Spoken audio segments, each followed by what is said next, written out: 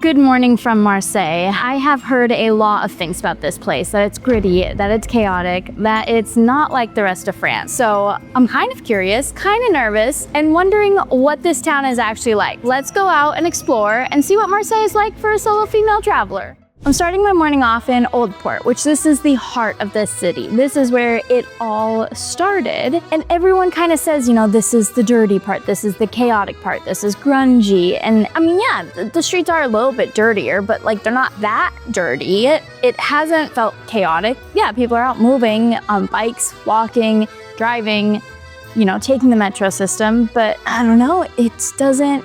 So far, I feel like the internet gives a really bad look when it's really not bad at all. It's just a port city. We're gonna go check out an old neighborhood now called Panier. Panier. I don't know how you pronounce anything. It's French, but you know. So we're gonna go check that out, see how that's supposed to be.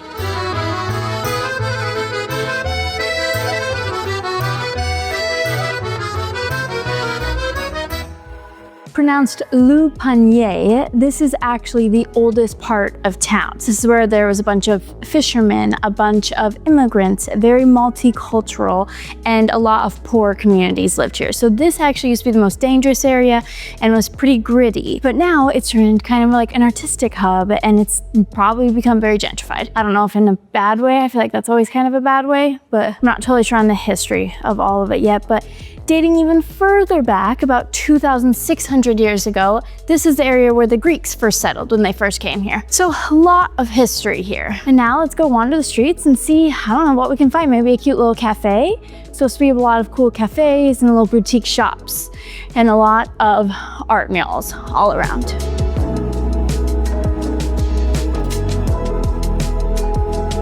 You'll notice these ribbons tied on different like railings and different gates, and it's kind of a way for the community to come together in solidarity. It's also another form of art, so some artists will like go around with different ribbons, but in different cultures it also represents like community coming together through hardships or through death. I like to believe that it's just a really nice way of everyone letting the world know that we're in this together and that you're not alone. I love places like this where you can just like wander through like little back streets and go up and down stairs, and I don't know, you always like, it's like a little surprise, a little like treasure is waiting around every corner.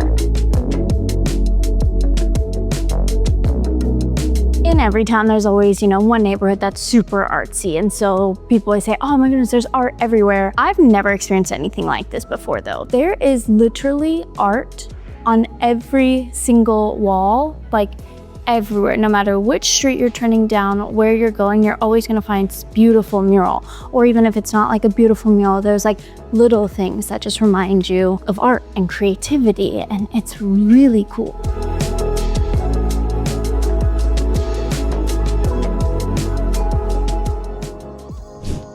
While I have been feeling very safe here, that doesn't mean that I don't always have to think about my safety, especially as a solo female traveler. So here are some of my best tips. Always listen to that gut feeling. It's always right, even if logically it doesn't make sense. Listen to your gut. Lie to strangers. Don't let people know if you're alone. Don't let them know where you're staying at. Also, share your location with somebody back home. I have a bunch of people that have my location all the time, especially if you're going out on a date. Share that location with someone. Let them know what time you should be arriving at a place, who you're meeting up with, send photos, send as much information as you can to somebody. Always make sure someone else knows where you're supposed to be at in your itinerary. Don't walk alone at night. I know that kind of seems like a duh, but there's a handful of times where you'll end up being in a situation where you're like, oh, I'll just walk home. And it's like, oh, it's really just spend the extra money, get the taxi, get the Uber. I know this is unfortunate to say, but as a woman, you have to think about it. Like, don't get too drunk. Make sure you're kind of always aware of your surroundings. Make sure if you are taking any substances, alcohol, anything else, that you're in a safe space and that you're with people that you truly do know and trust. Don't wear super expensive clothing out. Don't be super flashy with any money or any jewelry. Try and keep a very low profile when you're out traveling. Don't draw too much attention to yourself. Sometimes you're going to be in countries where culturally things are very different and women are viewed different than how they're viewed in your home. Doesn't make it okay, but if you can try and blend in with the culture and respect their culture, it will make your life a lot easier, even if the feminist in you is screaming out and hates it. Just try and roll with it. But I do want to say, majority of people are good. Everyone in this world is just looking for love and to provide for their families, food, shelter. We all want the same thing. I will say the most unsafe I ever feel is when I am in the United States, not when I'm out traveling. And so if this is your first time, if you are getting nervous to go do it, don't be. I promise you will love it. You'll have an incredible time and you will be safe majority of everywhere you go. Bus system, really easy to use. Just have Google Maps, like map out your route, do public transportation option, and it'll tell you what bus to get on. You can just take your credit or debit card, and as long as that's like a tap to pay, you can tap it, and it was €170. It's an 8-minute walk just up these steps here, so can't complain.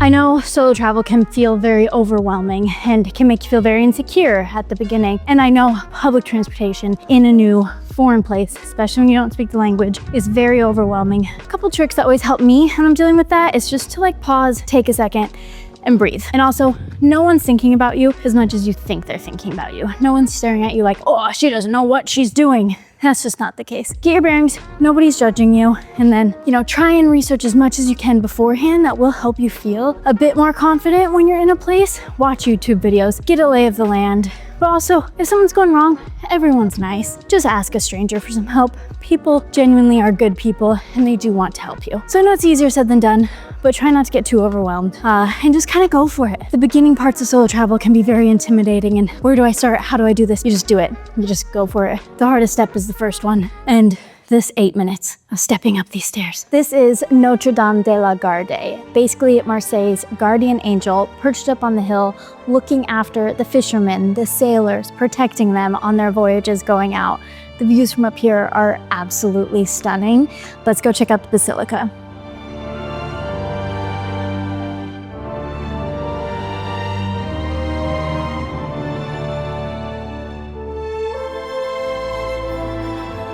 The views up here are absolutely stunning. They're doing a lot of work on the basilica, so you can't really see a ton of how pretty the basilica is, but the views up here make it more than worth the climb. A very fun way to get around the city is by hopping on a scooter or a bicycle. So I've been using the Lime app and it's really great. You just scan the QR code on the Lime bike and then you just zip off and it just tracks how long you're on it. And then you do have to park it in certain like designated Lime parking spots, but it's so fun. And you like just get, I wish I could film it while I was driving, but I was at camp. You're just like zipping around through the streets and it's beautiful. I normally am a big stickler for like helmets, but I don't have one, so we're just fingers crossed. So instead of walking the 40 minutes, I hopped on the scooter and 10 minutes later, I'm over in the Julien neighborhood. It's like CR Julien. And this is like very hipster, very bohemian, very young crowd. So we're just gonna go wander around, maybe try and find a restaurant. So growing up, I was always taught that like graffiti is really bad, degenerate thing, and it's not good. But the one thing I love that travel has taught me is that it's a form of art and it's a way that people can express themselves. I'm realizing that it's not like a dirty, grungy, icky place. It's a beautiful melting pot of different cultures and different people. And I think sometimes from a Westerner standpoint, that can feel grungy and dirty and icky because of, mainstream news and media. But I encourage you when you're in these new places, don't try and view it that way. Try and view it as a unique, beautiful thing that there are so many different cultures and there's different people. We can come together through art. We can come together through different ways. And just like that, I'm now back at the Old Port where this morning started. And I will say it's a lot busier right now, but it's not like it's bad, crazy, scary, chaotic. It's just busy. It's a touristy place. So of course there's going to be a bunch of people here. It's also a great meeting point for a bunch of locals because you can just say, hey, come to the Old Port, come underneath like the big mirror thing, and then you meet up with your buddies. So, I don't know. I don't think it gets a really bad rap. It's just not even its busiest time right now. But I will say I don't know what it's like at night. But as a general rule of thumb, I just don't usually do a lot of stuff alone at night anyways, no matter what town I'm in. Because bad things can happen anywhere. It doesn't really matter if you're in this country or this city or that place.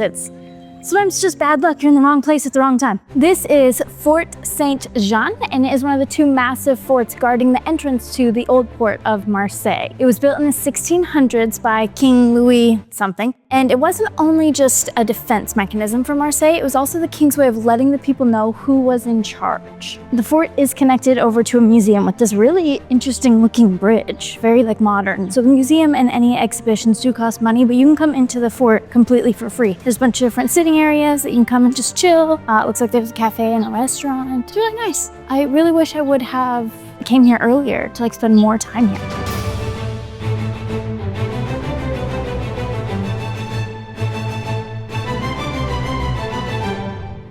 So yeah, Marseille's not as polished as other parts of France, but I didn't think it was that bad, like at all. It is raw, it is gritty. At some places it is dirty, but I think that's kind of what makes it so cool. It's a massive melting pot, and you can see that everywhere, in the food, the people, the culture. And I think that's what makes a place so special and so unique. If you're thinking about coming to Marseille and you're worried about safety and should you go, is it worth it? I highly recommend it. I've really enjoyed my time here. I feel like it's a really cool place to get to experience a bunch of different cultures. And if you are new to travel, still feel like you get to experience these cultures while still having somewhat of a safety net, a comfort zone. I hope this video helps you realize that we're all more similar and that you are going to be safe when you're out there traveling, even as a solo female traveler.